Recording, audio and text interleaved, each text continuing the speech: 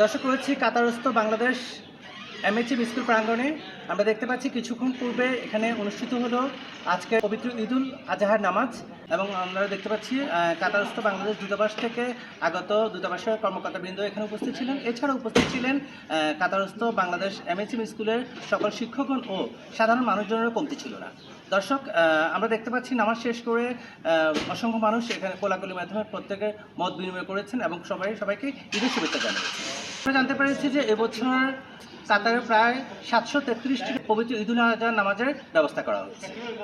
তো ইতিমধ্যে এছাড়াও তারই ধারাবাহিকতায় বাংলাদেশ এমএসএম স্কুলও সম্পন্ন করেছে পবিত্র ঈদুল আজহার নামাজ। রাষ্ট্রদূত স্যারের মহামহিম আমিরের একটা ঈদের রিসেপশনে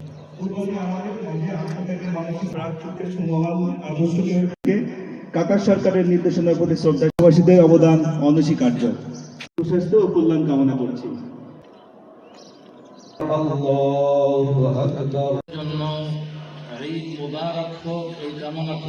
ঈদের নামাজ এদেশে আমরা এদেশের হামদলি হিসেবে পড়ে থাকি। প্রথম রাকাত শেষ হবে, দ্বিতীয় রাকাতে উঠে আল্লাহু আকবারের পরে প্রথম ওঠার তাকবীরের পরে আরো 5টি কাজ হলেও সাজদায় সহ মাফ হয়ে যায়, নামাজ হয়ে যায় সাজদায় সহ ছাড়া।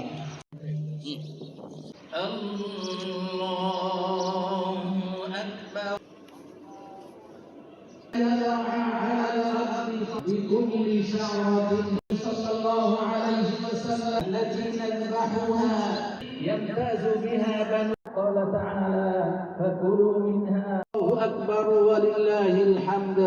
يا مغرور له كذلك في الدنيا تعيش البهائم. الله أكبر لا إله إلا الله والله أكبر ولله الحمد.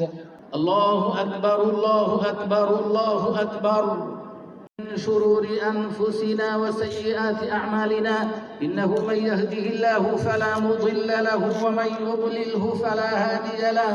ونشهد أن لا إله إلا الله وحده لا شريك له ونشهد أن محمدا عبده ورسوله. الله أكبر الله أكبر ولله الحمد. اللهم صل وسلم وبارك على محمد وعلى آل محمد كما صليت وسلمت. السلام عليكم ورحمة الله.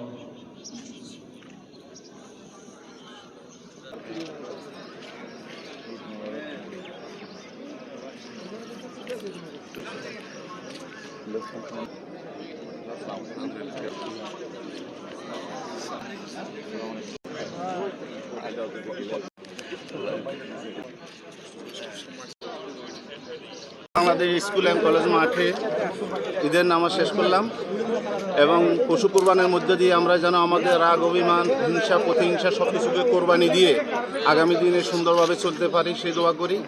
এবং দেশ এবং দেশের বাইরে সবাইকে ঈদ মোবারক, সবাইকে ঈদের শুভেচ্ছা ও অভিনন্দন। ঈদুল আজহা মানে হচ্ছে একটি আত্মত্যাগের বিষয়। এই ঈদুল আজহা আমরা যেন আমাদের পশু কোরবানির সাথে সাথে আমাদের মনের পশুত্বকে কোরবানি করতে পারি, এই আহ্বান সবার জন্য শুভকামনা। বাংলাদেশ কমিউনিটির সম্মানিত সদস্য যারা নামাজে শরীক হয়েছেন, আমি সবাইকে ধন্যবাদ জানাচ্ছি এবং ঈদ মোবারক জানাচ্ছি।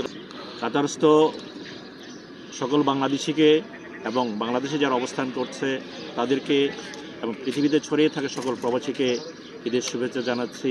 ঈদ মোবারক। কাতারস্থ বাংলাদেশ এমএসএম স্কুল থেকে পবিত্র ঈদুল আজহা নামাজের সর্বশ্রেষ্ঠ জিএম আকাশ, RTV নিউজ, ঢাকা।